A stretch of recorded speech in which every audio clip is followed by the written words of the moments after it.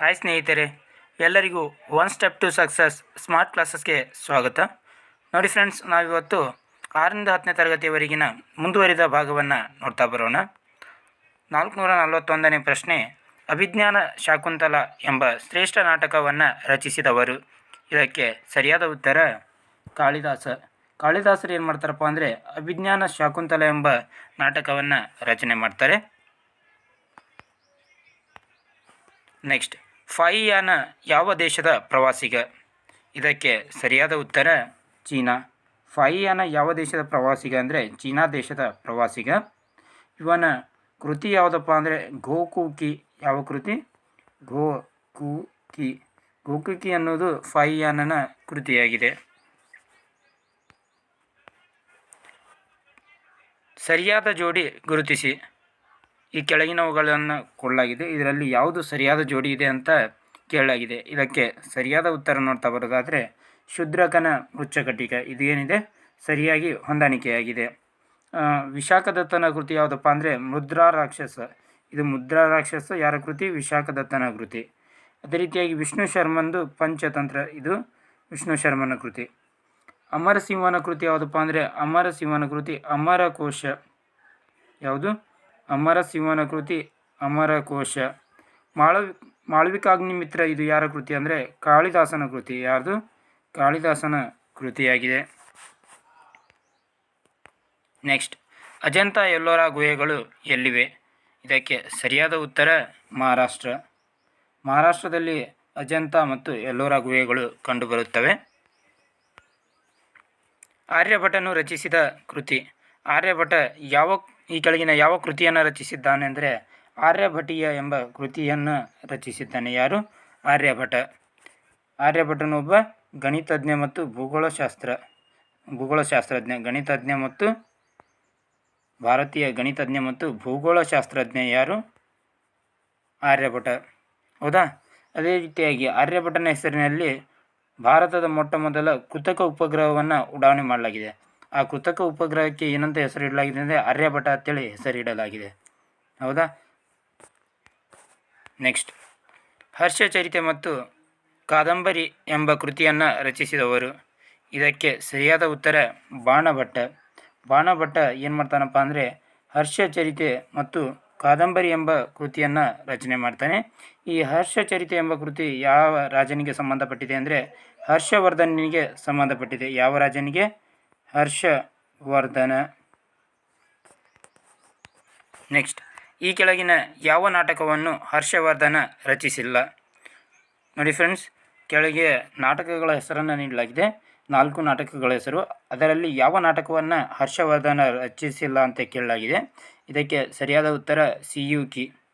ನೋಡಿ ಫ್ರೆಂಡ್ಸ್, ಉಳಿದಂಥ ರತ್ನಾವಳಿ, ನಾಗಾನಂದ ಮತ್ತು ಪ್ರಿಯದರ್ಶಿಕ ಈ ಮೂರು ನಾಟಕಗಳನ್ನು ಯಾರು ರಚನೆ ಮಾಡ್ಯಾರ ಅಂದರೆ ಹರ್ಷವರ್ಧನ ಎಂಬ ರಾಜ ರಚನೆ ಮಾಡ್ಯಾನ. ಹರ್ಷವರ್ಧನ ಒಬ್ಬ ರಾಜನೂ ಆಗಿದ್ದ, ಒಬ್ಬ ಕವಿಯೂ ಕೂಡ ಆಗಿದ್ದ. ಹಾಗಾದರೆ ಸಿಯುಕಿ ಯಾರ ಕೃತಿ ಸಹಿತ ನೀವು ಕೇಳ್ಬೋದು. ಇದು ಯಾರ ಕೃತಿಯಪ್ಪ ಅಂದರೆ ಹುಯೆನ್ ತ್ಸಾಂಗನ ಕೃತಿ. ಯಾರ ಕೃತಿ? Hiuen Tsang. ಹಾಗಾದರೆ ಹುಯೆನ್ ತ್ಸಾಂಗ್ ಯಾರು? ಹುಯೆನ್ ತ್ಸಾಂಗ್ ಒಬ್ಬ ಚೀನಾದ ಪ್ರವಾಸಿಗ. ಇವನು ಮೊಟ್ಟ ಮೊದಲ ಬಾರಿಗೆ ಯಾರ ಆಸ್ಥಾನಕ್ಕೆ ಭೇಟಿ ನೀಡಿದಪ್ಪ ಅಂದರೆ ಹರ್ಷವರ್ಧನನ ಆಸ್ಥಾನಕ್ಕೆ ಭೇಟಿ ನೀಡಿದ. ಯಾರ ಆಸ್ಥಾನ? ಹರ್ಷವರ್ಧನ. ಅದೇ ರೀತಿಯಾಗಿ ದಕ್ಷಿಣ ಭಾರತದಲ್ಲಿ ಹರ್ಷವರ್ಧನಿಗೆ ಆದ ನಂತರ ದಕ್ಷಿಣ ಭಾರತಕ್ಕೆ ಬರ್ತಾನೆ. ಇಲ್ಲಿ ಯಾರ ಆಸ್ಥಾನಕ್ಕಪ್ಪ ಅಂದರೆ ಇಮ್ಮಡಿ ಪುಲಕೇಶನ ಆಸ್ಥಾನಕ್ಕೆ ಭೇಟಿ ನೀಡ್ತಾನೆ. ಯಾರು?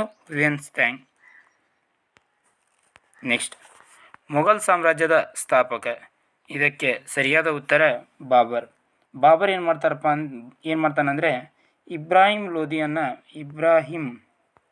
ಲೋಧಿ ಸಂತತಿಯ ಕೊನೆಯ ದೊರೆಯಾದಂಥ ಇಬ್ರಾಹಿಂ ಲೋಧಿಯನ್ನು ಏನು ಮಾಡ್ತಾನೆ 1526ರಲ್ಲಿ ಮೊದಲ ಪಾಣಿಪತ್ ಕದನದಲ್ಲಿ ಸೋಲಿಸಿ ಮೊಘಲ ಸಾಮ್ರಾಜ್ಯವನ್ನು ಭಾರತದಲ್ಲಿ ಸ್ಥಾಪನೆ ಮಾಡ್ತಾನೆ. ಯಾರು? ಬಾಬರ್. ಹಾಗಾದರೆ ಮೊಘಲ ಸಾಮ್ರಾಜ್ಯದ ಪ್ರಸಿದ್ಧ ದೊರೆ ಯಾರು? ಅಕ್ಬರ್. ಅಕ್ಬರ್ ಯಾರು? ಪ್ರಸಿದ್ಧ ದೊರೆ. ಮೊಘಲ್ ಸಾಮ್ರಾಜ್ಯದ ಪ್ರಸಿದ್ಧ ದೊರೆ ಮತ್ತು ಅನಕ್ಷರಸ್ಥ ದೊರೆಯೂ ಕೂಡ ಅಕ್ಬರ್.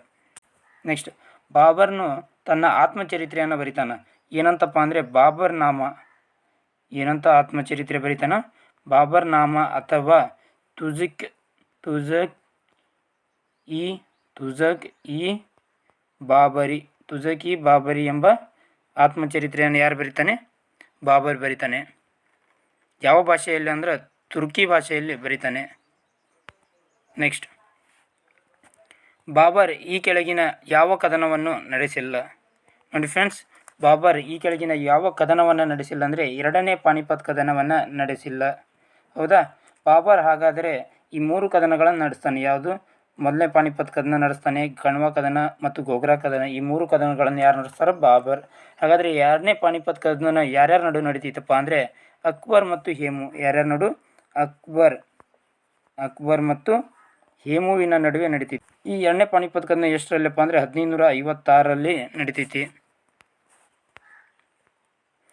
ಫರೀದ್ ಇದು ಯಾರ ಮೂಲ ಹೆಸರಾಗಿತ್ತು? ಇದಕ್ಕೆ ಸರಿಯಾದ ಉತ್ತರ ಶೇರ್ಷಾ. ಶೇರ್ಷಾನ ಮೂಲ ಹೆಸರು ಏನಾಗಿತ್ತು? ಫರೀದ್ ಆಗಿತ್ತು. ನೆಕ್ಸ್ಟ್, ಎರಡನೇ ಪಾನಿಪತ್ ಕದನ ನಡೆದ ವರ್ಷ?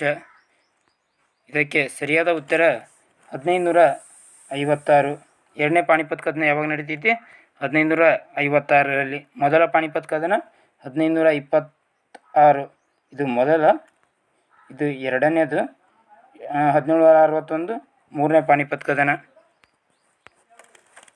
ದಿನ್ ಇ ಇಲಾಹಿ ಎಂಬ ಹೊಸ ಪಂಥವನ್ನು ಸ್ಥಾಪಿಸಿದವರು? ಇದಕ್ಕೆ ಸರಿಯಾದ ಉತ್ತರ ಅಕ್ಬರ್. ಅಕ್ಬರ್ ಏನು ಮಾಡ್ತಾನಪ್ಪ ಅಂದರೆ ದಿನ್ ಇ ಇಲಾಹಿ ಎಂಬ ಹೊಸ ಪಂಥವನ್ನು ಸ್ಥಾಪನೆ ಮಾಡ್ತಾನೆ. ಹಾಗಾದರೆ ಈ ಹೊಸ ಪಂಥವನ್ನು ಯಾವಾಗ ಸ್ಥಾಪನೆ ಮಾಡ್ತಾನೆ ಅಂದರೆ 1582ರಲ್ಲಿ ಸ್ಥಾಪನೆ ಮಾಡ್ತಾನೆ. ನೆಕ್ಸ್ಟ್, ಯಾರ ಕಾಲವನ್ನು ಮೊಘಲರ ಸುವರ್ಣ ಯುಗ ಎಂದು ಕರೆಯಲಾಗಿದೆ? ಇದಕ್ಕೆ ಸರಿಯಾದ ಉತ್ತರ ಶಾಜಹಾನ್. ಶಾಜಹಾನನ ಕಾಲವನ್ನು ಏನಂತ ಕರೆಯಲಾಗಿದೆ ಅಂದರೆ ಮೊಘಲರ ಸುವರ್ಣ ಯುಗ ಎಂದು ಕರೆಯಲಾಗಿದೆ. ಶಾಜಹಾನ್ ಏನನ್ನು ನಿರ್ಮಾಣ ಮಾಡ್ತಾನಪ್ಪ ಅಂದರೆ ಆಗ್ರಾದಲ್ಲಿ ತಾಜ್ ಮಹಲನ್ನು ನಿರ್ಮಾಣ ಮಾಡ್ತಾನೆ. ಏನನ್ನು ನಿರ್ಮಾಣ ಮಾಡ್ತಾನೋ? ಆಗ್ರಾದಲ್ಲಿ ತಾಜ್ ಮಹಲ್. ಆ ತಾಜ್ ಮಹಲ್ ಯಾವ ಶಿಲೆಯಿಂದ ನಿರ್ಮಾಣಗೊಂಡಿದೆ ಅಂದರೆ ಅಮೃತ ಶಿಲೆಯಿಂದ ನಿರ್ಮಾಣಗೊಂಡಿದೆ. ಯಾವುದು? ತಾಜ್ ಮಹಲ್.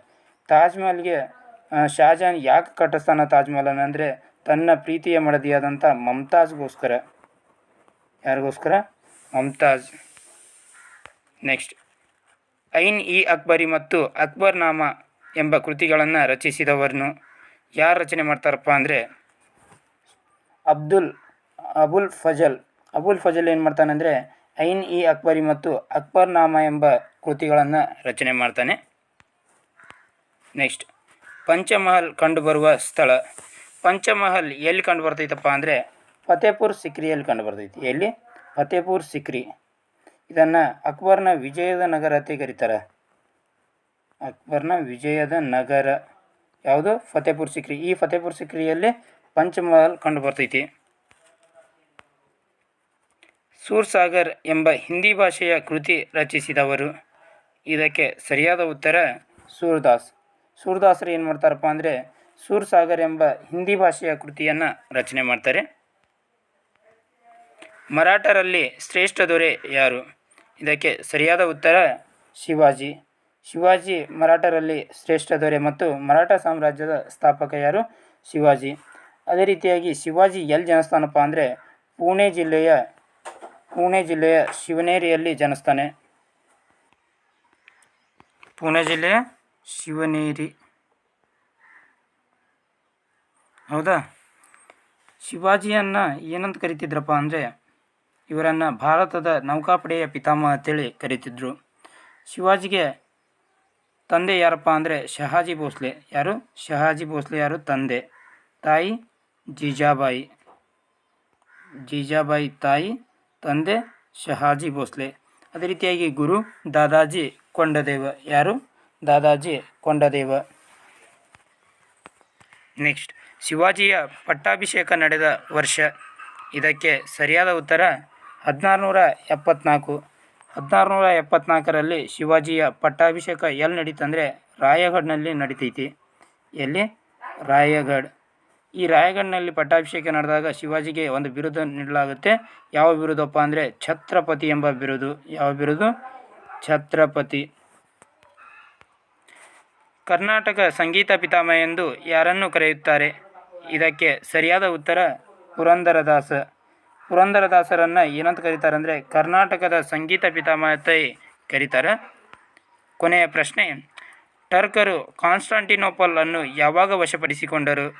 ಇದಕ್ಕೆ ಸರಿಯಾದ ಉತ್ತರ 1453. 1453ರಲ್ಲಿ ಟರ್ಕರು ಏನು ಮಾಡ್ತಾರೆ ಅಂದರೆ ಕಾನ್ಸ್ಟಾಂಟಿನೋಪಲನ್ನು ವಶಪಡಿಸ್ಕೊಳ್ತಾರೆ. ಇದಿಷ್ಟು ಏನಾಗಿತ್ತಪ್ಪ ಅಂದರೆ 6ರಿಂದ 10ನೇ ತರಗತಿವರೆಗಿನ ಸಮಾಜ ವಿಜ್ಞಾನದ ಪ್ರಶ್ನೆಗಳ ಡಿಸ್ಕಷನ್ ಕ್ಲಾಸ್ ಆಗಿತ್ತು. ಇದೇ ರೀತಿಯಾಗಿ ಇನ್ನಿತರ ಕ್ಲಾಸ್ಗಳಿಗಾಗಿ ನಮ್ಮ ಚಾನಲನ್ನು ಸಬ್ಸ್ಕ್ರೈಬ್ ಮಾಡ್ಕೊಳ್ಳಿ. ಧನ್ಯವಾದಗಳು.